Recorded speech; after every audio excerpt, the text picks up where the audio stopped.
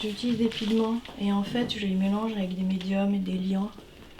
Et du coup je fais mes peintures. Et ça me permet d'avoir un rendu où je peux passer des couches successives qui sont translucides ou qui sont peu couvrantes et qui me permettent de créer une profondeur. Là j'ai vraiment commencé à travailler geste, énergie en fait et silhouette. Et après on retrouve un petit peu partout dans mon travail. Trouver les bonnes valeurs, les bonnes densités, et ça se fait dans le temps de la peinture, dans le temps de la manipulation. Et ouais, c'est comme une hyper concentration de ce qui doit être, ce qui doit devenir la composition. Tout se joue dans la composition. La composition, c'est notre manière d'écrire en fait, de parler. Voilà. Depuis la série des paysages, en fait, je pars peindre, comme on dit, sur le vif. Et je fais des pastels. Alors, je travaille en fait à partir de pastels que je fais dans la nature. Et ça me permet, en fait, ça me permet d'après retravailler signes, traces, toutes les couleurs, etc. Sur la toile, sur la grande toile en atelier.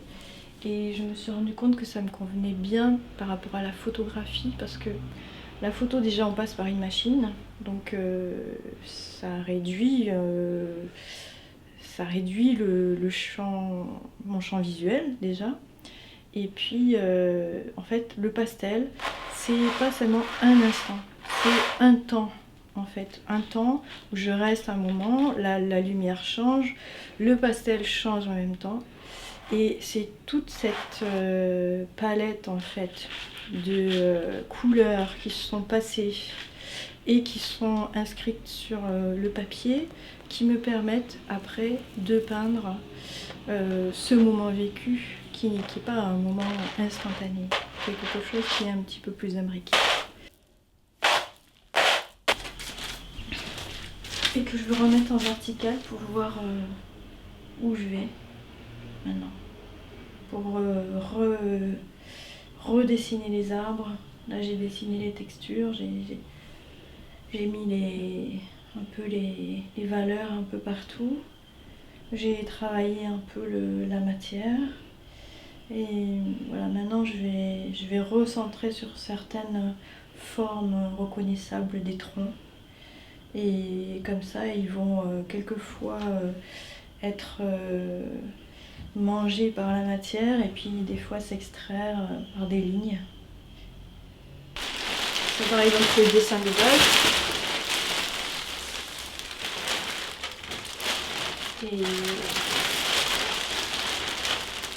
Et alors je note les endroits où je veux que ce soit plus clair, par exemple.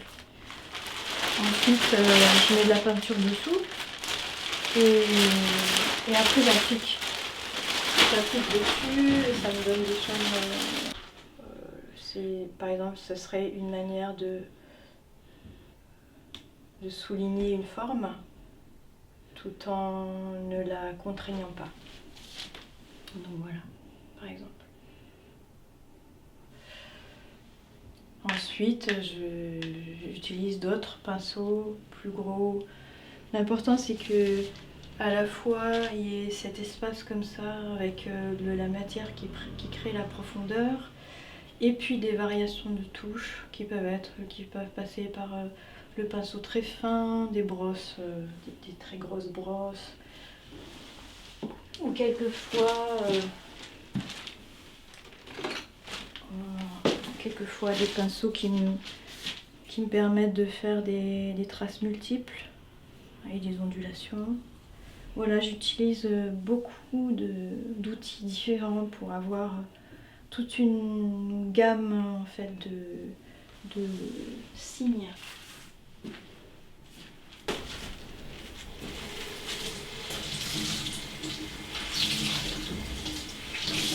si tu reviens la semaine prochaine, ça sera peut-être complètement changé. Ouais.